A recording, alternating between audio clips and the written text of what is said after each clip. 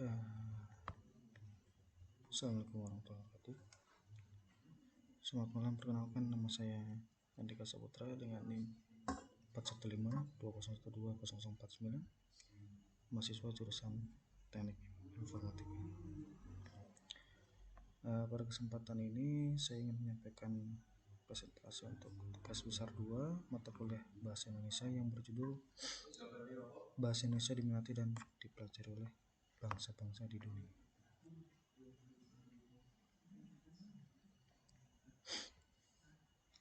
Oke, bahasa Indonesia. Lalu saya mulai dari latar belakang. Indonesia adalah negara kepulauan yang besar. Terdapat sekitar 17.504 pulau.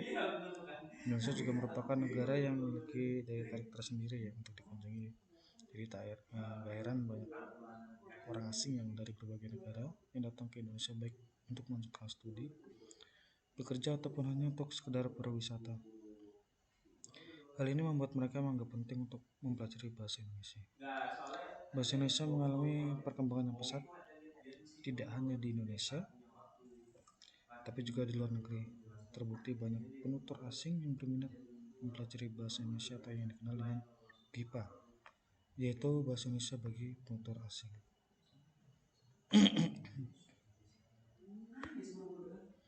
Nah, saat ini bahasa Indonesia mulai dilirik dan diminati oleh warga negara lain, terutama mereka yang berada di zona Asia Pasifik. Terlebih setelah bahasa Indonesia menjadi bahasa resmi bahasa ASEAN yang wajib digunakan pada pertemuan kenegaraan negara-negara ASEAN. Peminat bahasa Indonesia secara otomatis berangsur-angsur akan bertambah. Lalu berikutnya masuk ke pembahasan. Nah, menurut data Kemenlu dari Diplomasi nomor 106, setidaknya ada 52 negara asing yang membuka program studi bahasa Indonesia. Beberapa di antaranya Inggris, Amerika Serikat, Australia, Maroko, Vietnam, Kanada, Jepang, Ukraina, Korea Selatan hingga Suriname. Lalu bahasa Indonesia itu yang ditutur lebih dari 200 juta orang kini semakin diminati bangsa asing dunia. Buktinya saat ini bahasa Indonesia telah diajarkan di 45 negara, bahkan memasukkannya sebagai program studi dan kurikulum resmi di lembaga pendidikan pemerintah maupun swasta. Nah, pada kesempatan ini hanya 5 negara yang akan kita bahas ya. Jadi 5 negara yang menjadikan bahasa Indonesia sebagai program studi di kurikulum resmi. Ini tersebar di negara yang kita akan ambil sebagai contoh. Nah, negara pertama adalah negara Australia. Negara benua yang satu ini memang sangat konsisten dalam mengapresiasi minat warganya terhadap bahasa Indonesia. Faktor letak geografis yang sangat dekat dengan Indonesia merupakan salah satu alasan utama Australia memasukkan bahasa Indonesia pada kurikulum dari jenjang menengah setara SMP hingga perguruan tinggi di Australia. Kini memasukkan bahasa Indonesia di kurikulum resmi mereka. Tercatat hingga saat ini ada 17 universitas di Australia yang membuka program studi bahasa Indonesia.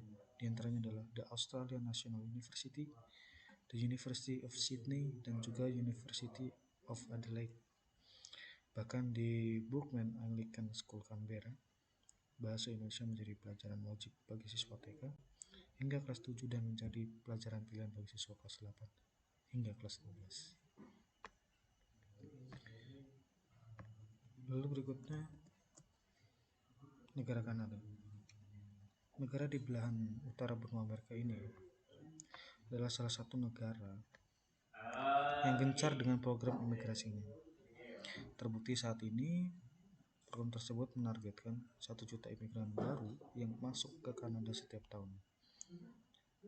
Dan dengan kenyataan demikian tidak salah jika pelajaran atau program studi bahasa Indonesia di Kanada gencar dipelajari. Kemudian tempat kursus untuk belajar bahasa Indonesia pun bermunculan di seantero Kanada. Lalu berikutnya negara Asia, yaitulah negara Jepang.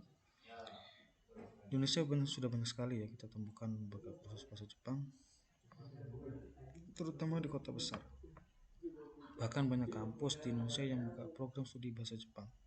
Contohnya di Universitas Hasanuddin Makassar yang membuka program studi bahasa dan sastra Jepang di jenjang 1. Bahasa Indonesia di Jepang tuh telah lama diajarkan di sekolah-sekolah negeri matahari tersebut.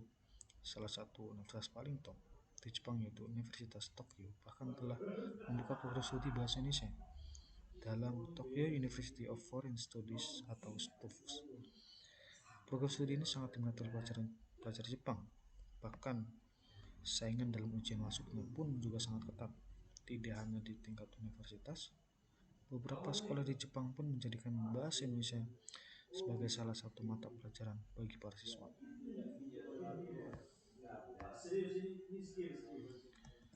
Lalu berikutnya adalah negara Korea Selatan.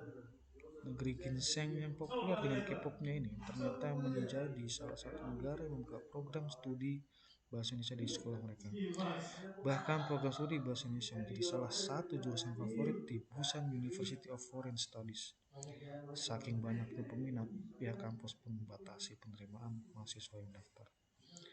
Bahkan saat ini banyak pengajar yang didatangkan langsung dari Indonesia untuk menjadi dosen atau instruktur bahasa Indonesia di kampus atau lembaga-lembaga bahasa di Korea Selatan. Lalu negara yang kelima adalah negara Turki. Negara bekas Kesultanan Ottoman ini mempunyai masa lalu dengan Indonesia yang cukup baik.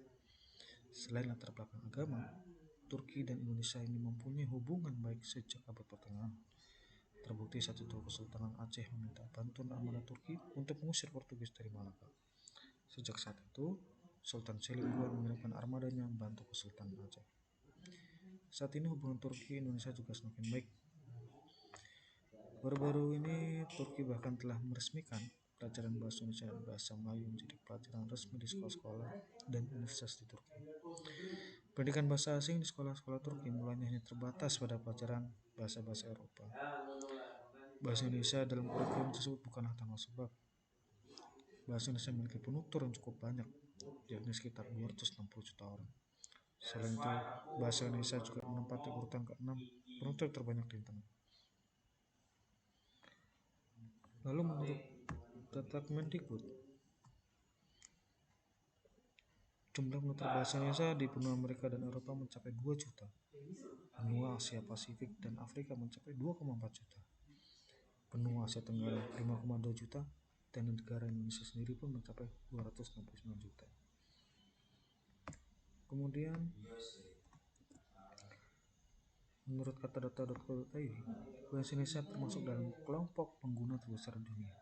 Menurut catatan, bahasa Indonesia di posisi ke-10 paling populer. Ada sekitar 159 juta orang yang menggunakan secara global. Lalu terakhir kita di kesimpulan,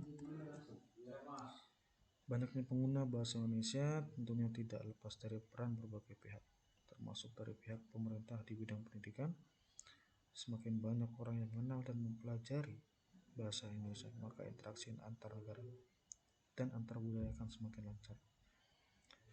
Pemerintah sendiri menggunakan istilah BIPA atau Bahasa Indonesia Penutur Asing untuk merujuk pada program keterampilan berbahasa Indonesia bagi penutur asing.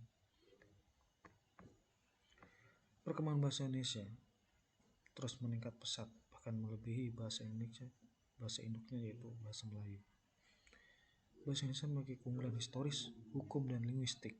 Bahkan di tingkat internasional, bahasa Indonesia telah menjadi bahasa terbesar di Asia Tenggara dan persebarannya telah mencakup 47 negara di dunia. Berikut daftar pustaka untuk membuat presentasi ini.